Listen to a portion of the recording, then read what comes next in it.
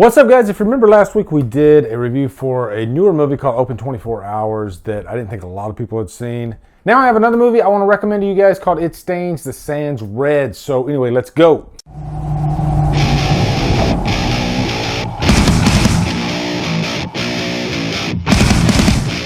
It Stains the Sands Red stars Brittany Allen, Juan Redinger, and is directed by Colin Minahan. What's up, guys? Welcome to another edition of Why the Hell Is No One Talking About This Movie. I always have fun recommending older and newer movies that a lot of you guys haven't seen. And as a matter of fact, just recently I did a poll on Twitter saying, what do you guys prefer? Do you guys like rankings or do you like reviews? And I would have put Vegas money that most people would have said rankings, because everybody seems to love rankings, not just from my channel, from a lot of different channels. To my surprise, and it won by just, I think, 56% at this moment, was reviews. And I was just shocked by that. But a lot of you guys did tell me that you like when I recommend these movies that are kind of lesser known. And I will attest that I've had so many comments when I reviewed these movies saying, hey, thank you, I have something to watch tonight. And then they'll get back to me. So it's like double the comments. So it's like, I really enjoyed the movie. Thank you very much. So plus I just enjoy talking about movies that I get passionate about. And I often get passionate about movies that are kind of under the radar, I'm not the guy that wants to be the, 25th person in line to talk about Scream 6 or Star Wars or, the next Marvel movie. I like digging deep and finding these little nuggets that I can recommend to you guys. That's just fun for me. But I got It Stains the Sands Red from HorrorPack, and this was quite a few months ago, and I remember even when I did the Drumbox video, I said, hey, I'm going to review this movie.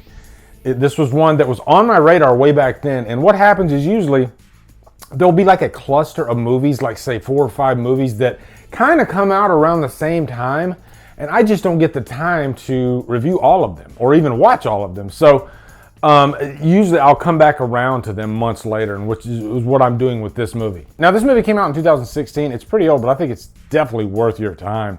And I'll even say, as far as zombie movies go, this is one of the more unique. I think they even use that as kind of a tagline on the poster. So anyway, let's give you a quick plot synopsis. What is It Stains the Sands Red all about? Our movie begins with boyfriend and girlfriend Molly and Nick. Molly is played by Brittany Allen, and Nick is played by Merwin Mondesir. You have this desolate desert terrain type setting. I believe they're going to Las Vegas. They're trying to get to Las Vegas because Nick has some friends that he's supposed to meet up with once they get into Vegas. Molly is our main character. She is a stripper. And this is a character that has kind of a rough upbringing, leading a stripper's life, so to speak. But along comes this one zombie. It's not like just a cluster of zombies coming at them. It's literally one zombie, and he will not stop. He will just keep going. And so the car gets stuck in the sand, and they can't get it out. And this is one of those situations where you see the danger just coming at you slowly, but fast enough, and you don't have your wits about you. You start freaking out, and that's what they do. You're making it worse. Stop! Nick, stop! Can you hear me, man?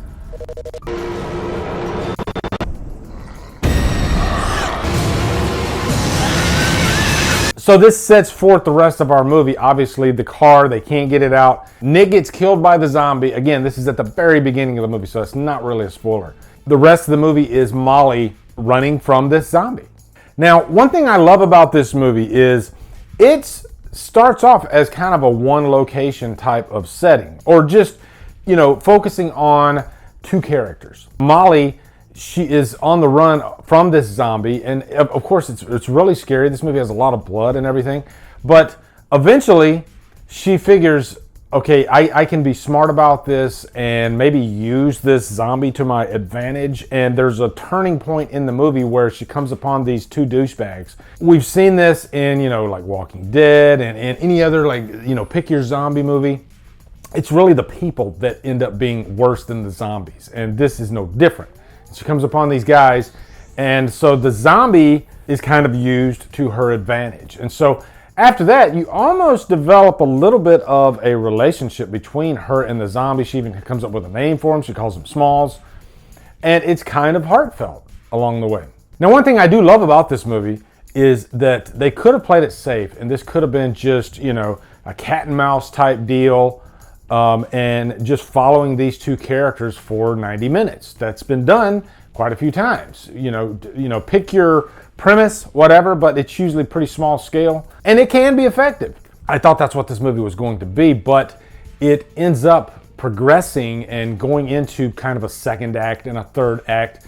And to me, it just gets better and better. And the real reason for that is because there's a great character arc here. Now, I didn't recognize Brittany Allen at first, and I think I even said that in the drum box. She looks very familiar, but when you start watching the movie, it dawns upon you, this is Brittany Allen from What Keeps You Alive. That's another movie that I reviewed that I highly recommend you guys checking out. I reviewed it quite a few years ago, and she's the star of that movie, and I absolutely loved it. And it didn't hurt that it had a Silverchair song front and center in it. But Brittany Allen, this is an actress that I'm definitely going to keep my eyes on because she's very effective in fleshing out this character who was this kind of a deadbeat mom and living a stripper's life, and kind of at the end of her rope. Throughout the movie, she realizes that her son is alive, and so she's kind of the kid's only hope, and she becomes a strong character throughout. I love that this character starts off one way, and then by the end of the movie, you love her. You could almost get annoyed by her at the beginning of the movie. Now, I like that there's one zombie in this movie, at least for most of the movie. Juan Redinger plays him. You could tell that, okay, they picked an actor to play this guy, because I think a normal stuntman or even like an extra or whatever, just a stuntman that's not, a seasoned actor, probably wouldn't be able to flesh out as good a performance. This is one of those movies that has a zombie that has a personality, that might even have some like signature moves, kind of like what you had with Tarman in Return of the Living Dead, which that's a completely different style of zombie, okay? But this zombie, there's a little bit of humanity in him. You can kind of see it, maybe 1% of it behind his eyes. And I think Juan Redinger does a great job portraying that. And I'm not going to lie, there are quite a few touching and tender moments between the zombie and our main character, Molly. She starts becoming a little interested in the zombie and maybe what his life was like before he became a zombie. Obviously, he can't answer her. And I'll even say this, I would rather have one or two zombies that are charismatic, that have some unique characteristics, than just have a sea of zombies coming at people that are just pretty much useless. I mean, that serves a purpose if you just want violence, but this is more than that.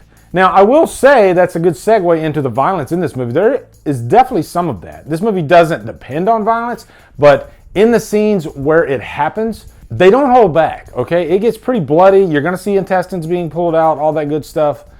And what makes this movie unique too is throughout, even though you see a little bit of humanity in Smalls, the zombie, he's still a threat.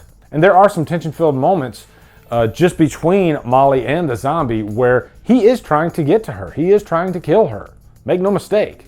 So there's that push and pull, that dichotomy between these two characters throughout. Even though there's 3 acts and it does progress, you can still tell that a lot of care and love went into this movie. It still feels independent in the best way, and I think that's just because of Molly being such a strong character that's portrayed, I think, wonderfully by Brittany Allen.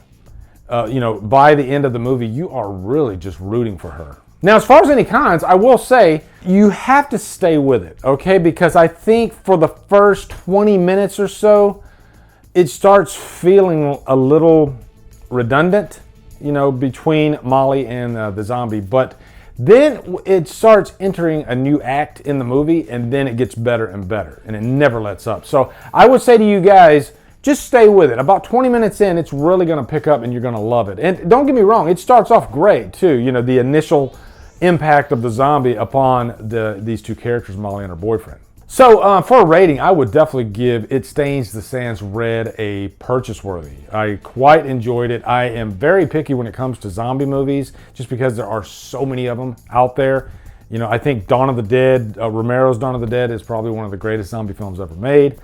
So I like when a director and a writer takes a zombie approach and maybe puts a different spin on it. And that's what happened in this one.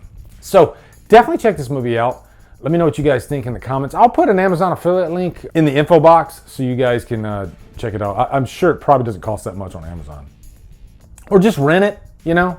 You can rent it through Amazon too. But yeah, definitely let me know what you guys think.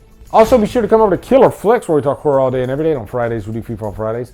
Follow me at Drumdums on all my socials. Support me on Patreon. Buy me a coffee. And you guys, thank you so much for watching. Have a great day. Drumdum out.